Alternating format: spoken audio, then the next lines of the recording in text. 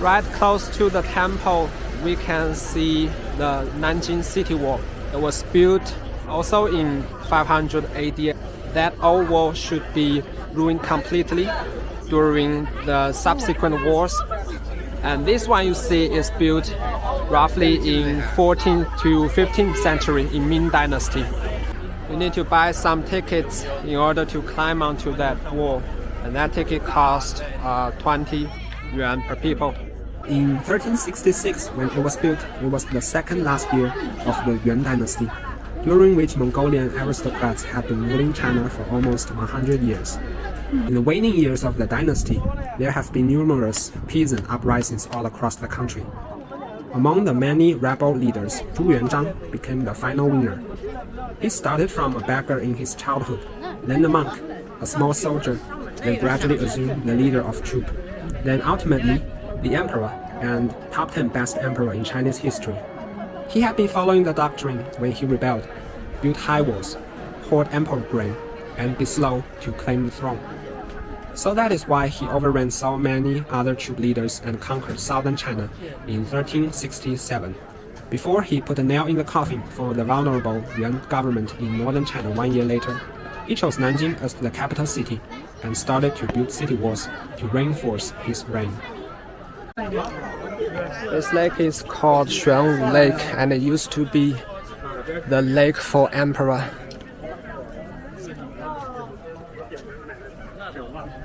And it is right outside the city wall.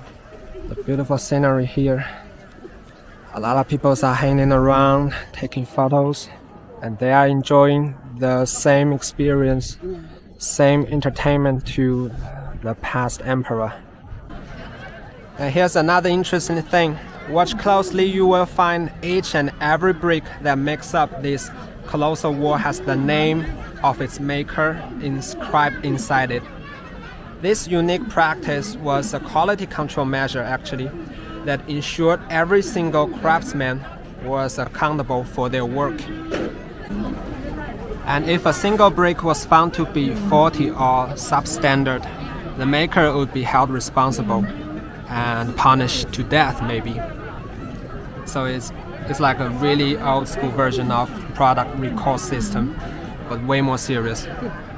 I'm trying to read some characters here, and I found that there's not only the name of craftsman, but also the name who found this brick, who made this brick. And this brick is from Changsha, Hunan province. And here's another brick from Changsha. Yeah, it records everything, the name of people who made this brick, who carried this brick, who quarried this brick. Very detailed, so in case any problems happen here, all those people will be held accountable. So the craftsman for this brick is called Ocean. The last two characters, Ocean. And the first four characters means the craftsman. It was under this strict control that the city walls demonstrated great quality to sustain until nowadays.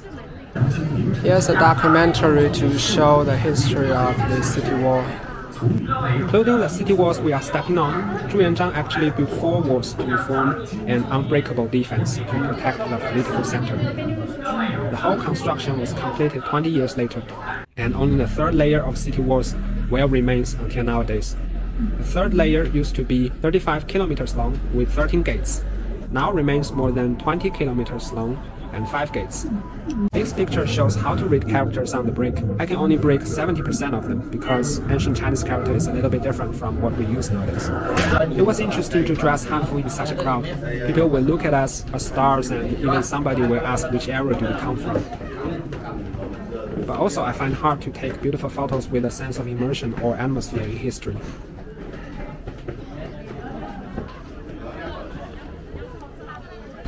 After coming outside of that small museum, you can see the temple we just have been to. Although the defense looked seamless, it ended up becoming another marginal line. After the death of Zhu Yuanzhang, his grandson Zhu Yunwen succeeded to the throne. However, the prince in Beijing, as well as the new emperor's uncle Zhu Di, was unsatisfied with this arrangement and the subsequent policies to reduce his power. So he rebelled, marching south all the way, bullying his young nephew, who was not so good at military affairs. When his army arrived at outside of the city wall, the defenders immediately surrendered, having no intention to join his family affair. So Zhu Di's forces entered Nanjing without a major battle and ascended to the throne as the Yongle Emperor, who made a lot of achievement under his reign and prospered the Ming Dynasty. Also, he moved the capital to his fief, Beijing, and built the Forbidden City there. Okay, so let's go out of here and to have a lunch. We have bubble wonton for lunch, Nanjing specialty. Wonton you can regard it as the dumpling in the soup. And this wonton has much thinner dough and tinier fillings so that it can float above the soup. Very lovely. This is another UNESCO in Nanjing, Shaolin Mausoleum of Ming Dynasty. In Chinese, it's called Ming Shaolin. It is the tomb of Zhu Yuanzhang, the aforementioned founding emperor of Ming Dynasty, and his queen. Ticket price is 70 RMB per person. Consider it is a UNESCO, okay? Here is the whole map of Ming Shaolin. We entered from gate 1, so we're actually in the middle of this guardway, full of interesting stone sculptures. We will follow the second half of the guardway to the front gate, to the square city and the small mountain where the emperor sleeps. Then we will come back to see the rest half of the guardway. I actually recommend you to enter from gate 5, seems much easier for you. So right inside this tomb garden, we are at the middle of guardway. I will show you around. That is the first part of the guardway. We will come back later.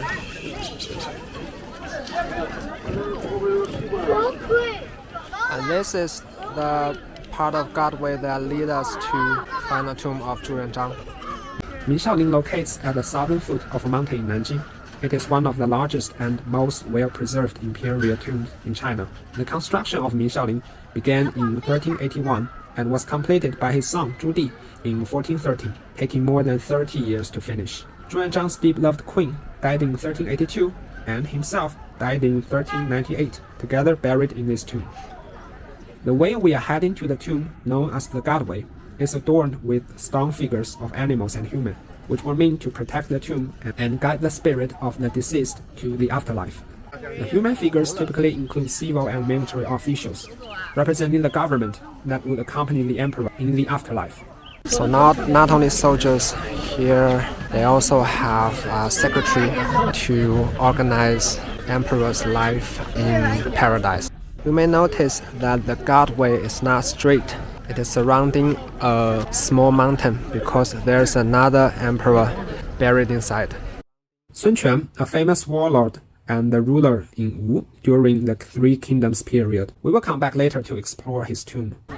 So when Zhu Yuanzhang decided to build his tomb here, he found that there has already buried another emperor, which is Sun Quan. But he just said it's okay because Sun Quan is also a hero, and let him to guard my tomb going forward. That's why the guardway is not straight, in order to bypass to avoid Sun Quan's tomb inside this small mountain.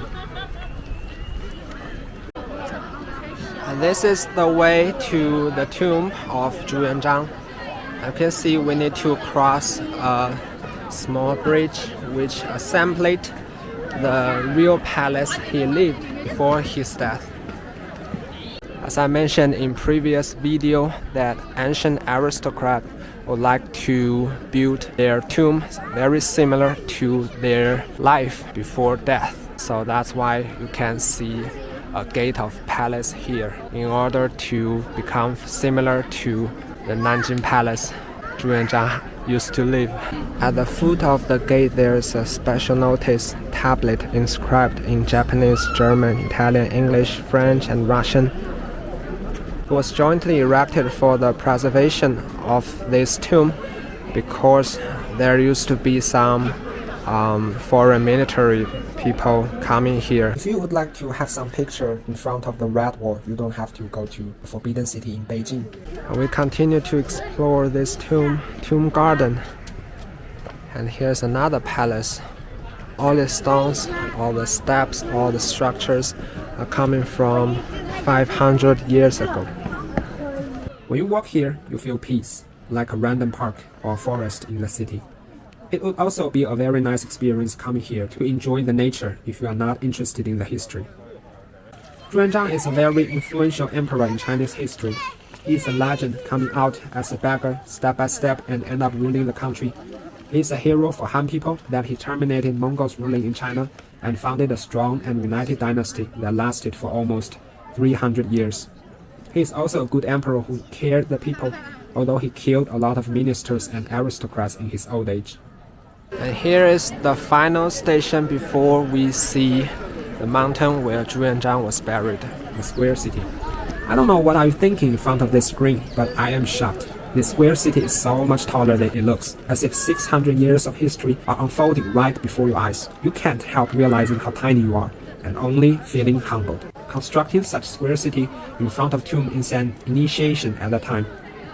And opening a deep tunnel like archway, together it will further add to the solemn and mysterious atmosphere, demonstrating the supreme majesty of the emperor and the absolute reverence to his tomb. This specialty layout was followed by all the later emperors. Here it is. We have arrived the place where Zhu is buried. And here has 6 characters.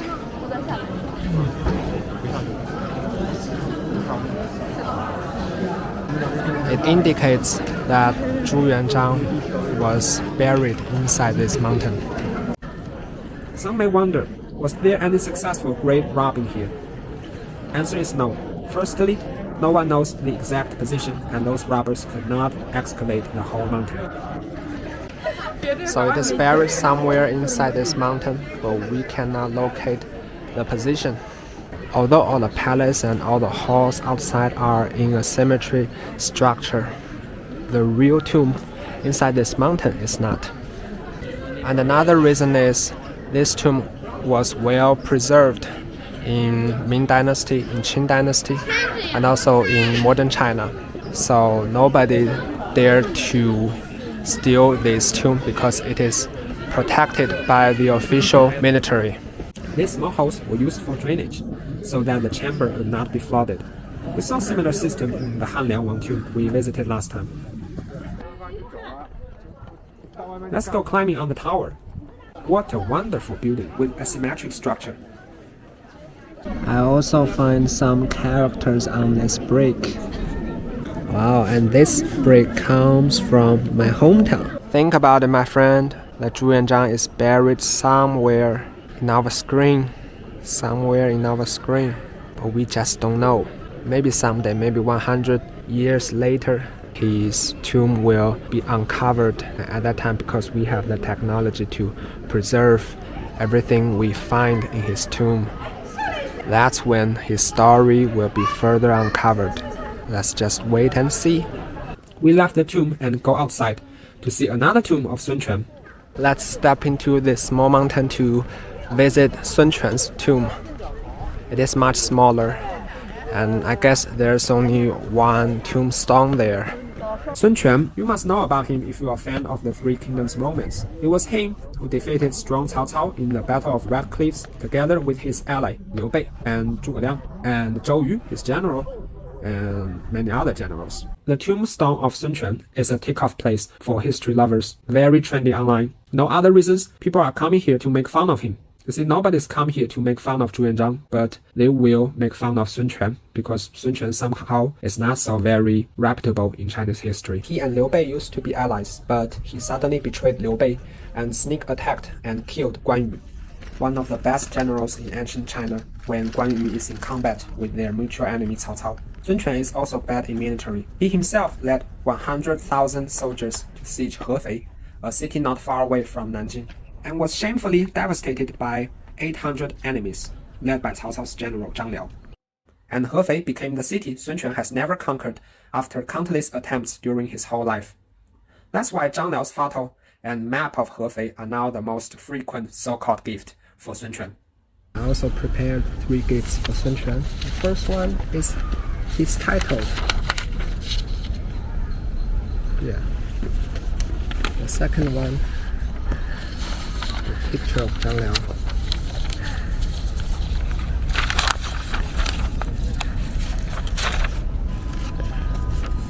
And the third one, a map of Hefei city that he has never conquered during his whole life. Wish could go there in his afterlife. Overall, Sun Quan is a clever king to safeguard southeastern China for many years, but he was never an ambitious people compared to Cao Cao, Liu Bei, Zhuge Liang, who has strived to unify the entire country. As we are headed to the exit, we come back to the place where there's a lot of animal statues. These are one pair of elephant. It is a lucky animal to bring fortune to this tomb. There's many lucky animals that you can see later. Also in Chinese, pair of elephant means couple. So if you want to find your Mr. Right or Mrs. Right, you can come here. And the reason why he places camels here is because he wishes that the western side of China can be peace and stable. I can see no climbing notice everywhere, but these kids and their parents just ignore. You are riding at a 600 years invaluable heritage. People should not be even allowed to touch on these sculptures. The animals include lions, mythical beasts, camels, and horses, symbolizing power, strength, justice, and the vast territories of the empire. We have walked roughly 1 kilometer, passing by a lot of pairs of animals. We are heading to the last stop, the huge monument stele to commemorate Zhu Yuanzhang. Look at how tall, how big the tombstone is. But it is so dark that I can hardly see any characters on this monument. The stele itself is an impressive structure with a height of almost 9 meters. The stele is carved with inscriptions of more than 2,500 characters written by the Zhuge himself, commemorating the achievements and virtues of his father Zhu Yuanzhang. It is supported by a turtle-shaped stone base, also a lucky animal. Look, there are truly some characters there. If you watch very closely, many characters. But I just cannot read because it was so dark. We come here too late and it is too dark to see everything. Hope you enjoyed this video. The next video we will explore the ancient red light district right here in Nanjing.